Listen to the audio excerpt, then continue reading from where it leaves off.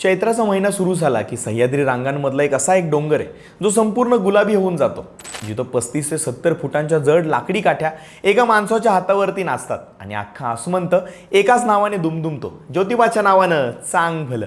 मी बोलतोय कोल्हापूरच्या वाडी रत्नागिरी इथं वसलेल्या दख्खनचा राजा ज्योतिबाबद्दल.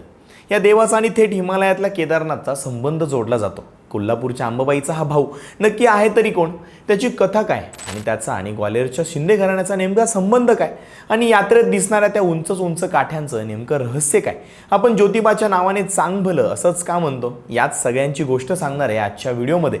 नमस्कार, मी शुभम गोरे आणि तुम्ही पाहताय लगाव बत्ती. मुळात दक्षिण महाराष्ट्रातल्या बऱ्याच कुटुंबांचं कुलदैवत हे कोल्हापूरचा ज्योतिबाच असतो. ज्योतिबाला भगवान शंकरांचं त्यातल्या त्यात केदारेश्वराचं रूप मानलं जातं. त्याची आख्यायिका अशी सांगितली जाते की ज्यावेळी कोल्हापूरच्या अंबाबाईला कोल्हासूर आणि रत्नासुरासारख्या शक्तिशाली दैत्यांनी त्रास द्यायला सुरुवात केली, तेव्हा अंबाबाईनं तपश्चर्या करून भगवान महादेवाला मदतीसाठी साकडं घातलं. आणि असं म्हणतात की खुद्द केदारनाथ हा हिमालयातून या दक्षिणेच्या डोंगरावरती आले. त्यांनी आपल्या देवी शक्तीनं राक्षसांचा संहार केला. पण बऱ्याच वेळेला असा प्रश्न पडतो की ते या डोंगरावरतीच का राहिले. तर त्याचं कारण असं सांगितलं जातं की अंबाबाईने त्यांना विनंती केली होती की माझ्या रक्षणासाठी तुम्ही सदोदित इथेच राहा. म्हणून जर तुम्ही बघितलं तर ज्योतिबांची मूर्ती ही इतर देवांप्रमाणे पूर्वेकडे नाही आहे, तर ती दक्षिणेकडे तोंड असलेली आहे, जेणेकरून त्यांची नजर ही कायमच कोल्हापूरच्या अंबाबाईवरती राहील. ज्योतिबा हे नाव शंकराच्या ज्योतिर्लिंग या शब्दापासून पडलं असावं असंही म्हणतात. केदारेश्वर, केदारलिंगे, केदारनाथ, खळेश्वर ही सुद्धा ज्योतिबाचीच नाव आहेत. आज तुम्ही जो मंदिराचा मोठा परिसर बघता त्याला वाडी रत्नागिरी असं म्हटलं जातं.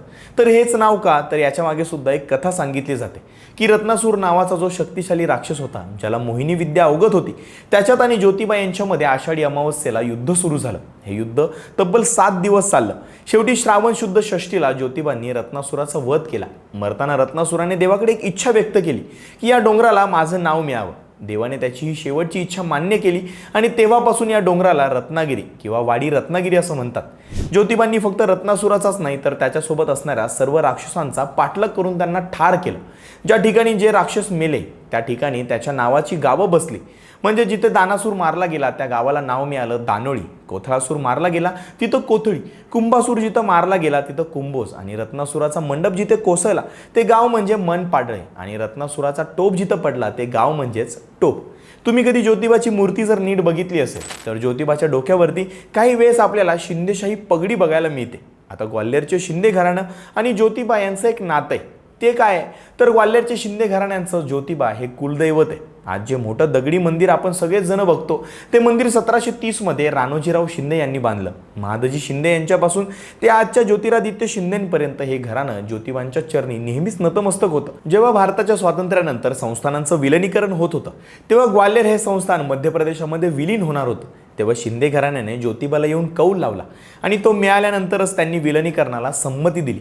त्यामुळे आजही जेव्हा शिंदे कुटुंबामध्ये कोणतेही शुभ कार्य असतं तेव्हा ते या डोंगरावरती येऊन ज्योतिबाची पूजा अर्चा नेहमीच करत असतात.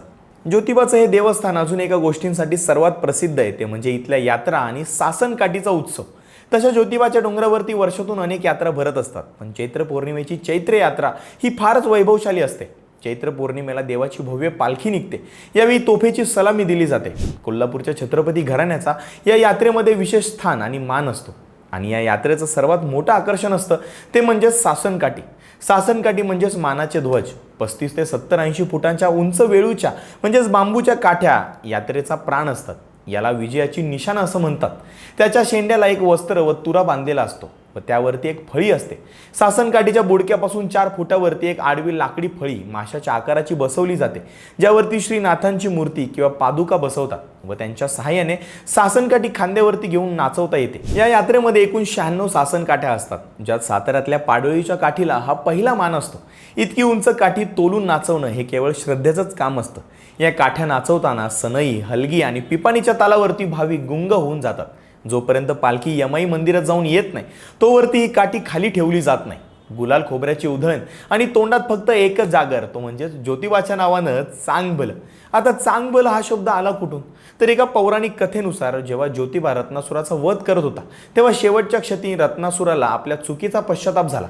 त्याने देवाकडे प्रार्थना केली की माझं नाव तुमच्या भक्तांच्या मुखामध्ये सदैव राहावं. त्यानंतर देवाने त्याला आशीर्वाद दिला.